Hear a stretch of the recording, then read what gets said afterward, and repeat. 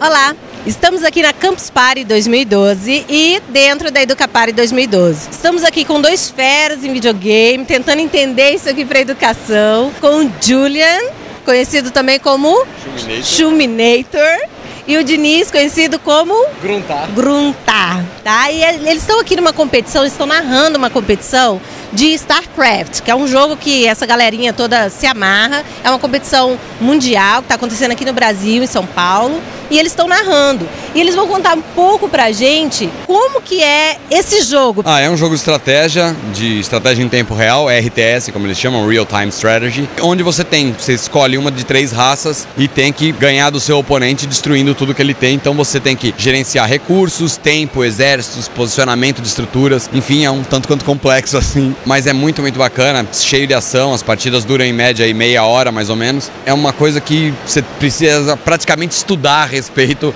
para conseguir ficar bacana. Ele é super fácil de começar a jogar e bem difícil de você ficar mestre na coisa.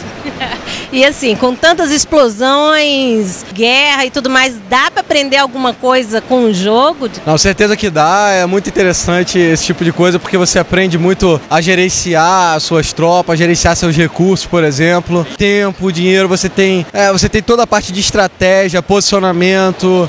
Se você levar isso um pouquinho para a vida real, talvez você consiga. Tem muita coisa que você pode associar uma coisa com a outra. E a gente estava batendo um papinho aqui antes, inclusive com o Julian, e a gente estava falando que os jogos educativos, geralmente os meninos não gostam porque é chato, o joguinho da ameba, né, não sei o quê.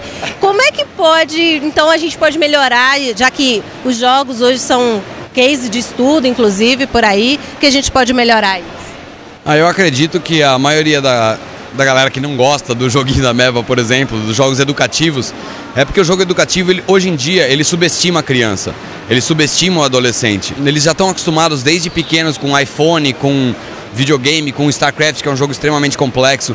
Então, se você pegar um jogo educativo, onde você tenha, por exemplo, mais opções lógicas para o cara pensar, ou seja, você pegar o mesmo joguinho da ameba, só que na verdade você tem que pegar um mapa do corpo humano, descobrir aonde está o vírus e você vai ter, sei lá, a vacina vermelha detona o vírus rosa, a vacina amarela detona o vírus roxo, a vacina verde detona os dois, mas cria um terceiro vírus. Colocar um nível de complexidade a mais nesse tipo de jogo, eu acho que vai ficar muito mais interessante. Logicamente também, só você imaginar, um jogo como o StarCraft, por exemplo, ele passou 10 anos em desenvolvimento. Então ele tem um nível de complexidade muito bacana, um nível de complexidade que a galera se interessa mais, que dá pra você se aprofundar mais, quando no jogo da ameba, o desenvolvedor passou aí 1 mês fazendo e lançou simplesmente e chama de jogo educativo para falar que, já que não tem profundidade, é um jogo educativo para ele aprender o que é a ameba, né? É verdade. E assim, Diniz, será que dá para levar o StarCraft para dentro da sala de aula? Eu acho que num certo nível dá para levar, não é tão simples, você tem que aplicar ele com algum objetivo. Por exemplo, quero ensinar a garotada a gerenciar os recursos, por exemplo. Então você pode aplicar o StarCraft nesse tipo de coisa.